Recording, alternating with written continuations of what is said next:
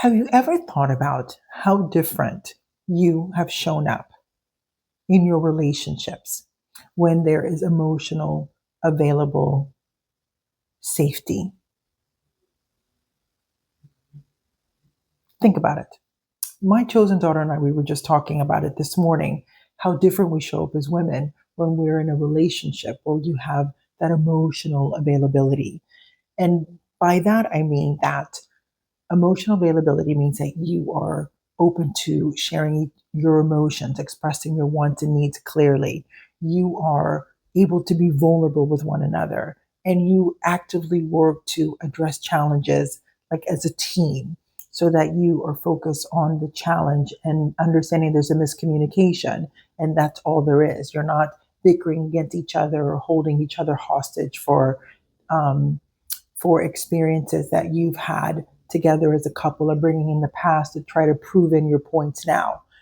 Being emotionally available means that you're open to understand your own emotions, your own needs. You can look at your spouses and you can recognize that they're experiencing an emotion. It doesn't mean that this is what their thought is on the actual challenge. But more importantly, we were talking about how safe and calm a woman is when she's in an emotionally available relationship where she can express herself clearly and concisely, and also her spouse can express himself clearly and concisely, to understand that sometimes it's not going to be all roses and rainbows, that sometimes we are in the midst of the ditch of despair of life.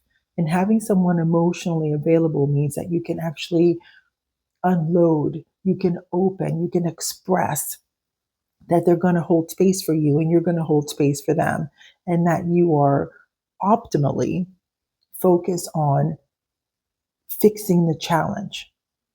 And that sense of vulnerability, to know that you can trust somebody and feel so safe that you can share things, really deepens the quality of your relationship and really helps you grow in such a profound and interdependent way. Because being in a relationship where you have that emotional availability means that you have an interdependent relationship. That means that you are your own person and they are their own person. And you're walking together in this beautiful path and you're sharing life. And sometimes one needs more support and the other one needs more support, but you're both stable individuals where you know how to self regulate. You're able to address your triggers. You're able to be focused on building and developing yourself and also building and developing your relationship. And the foundation of that really has to do with being emotionally available, which means knowing your own wants and needs and desires and being equally able to listen to them when they're stated to you, and also be collaborative in how you work effectively in your relationships. And as a person who, as y'all know, I had my first marriage, my husband cheated on me, and I definitely didn't know how to express my wants and needs and desires then. And then my second husband, as y'all know, was a famous physician who died of cancer when I was 38.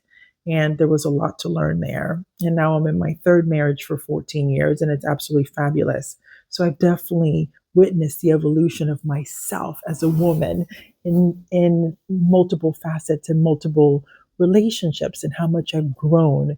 And that safety in yourself helps you to show up in such a different way.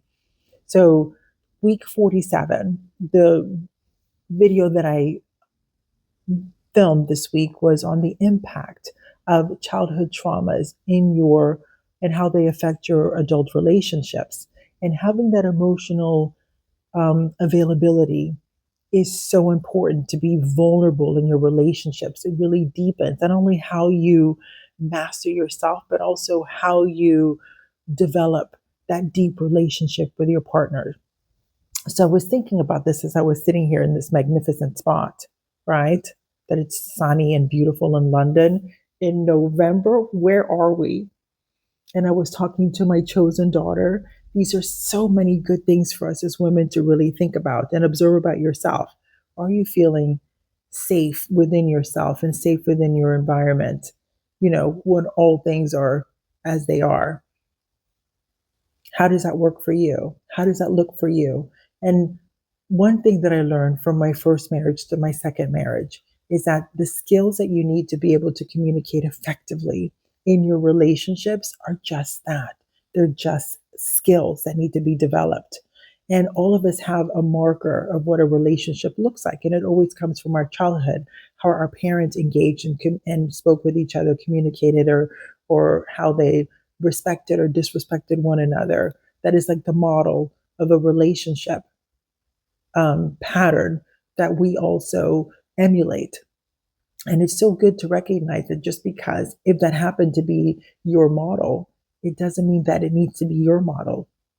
You can always change and adapt and do something new and bring it in for yourself. And it's so important. And that's something that I definitely learned from my first marriage to my second marriage, that just because I experienced this in my first one doesn't mean that I need to bring that traumatic experience into my second marriage, and that it is on me to be aware of my emotions and be aware of my triggers. And just because something happened to me when I was younger doesn't mean that I'm going to punish my next spouse or partner or boyfriend because of what someone did to me.